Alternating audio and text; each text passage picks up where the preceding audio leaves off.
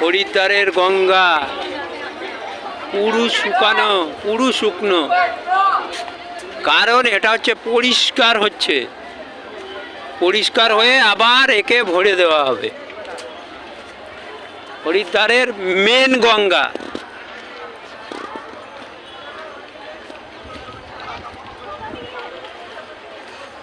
হরিদ্বার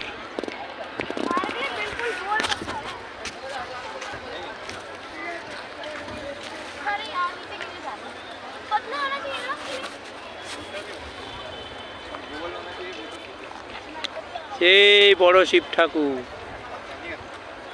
এই যে গঙ্গা।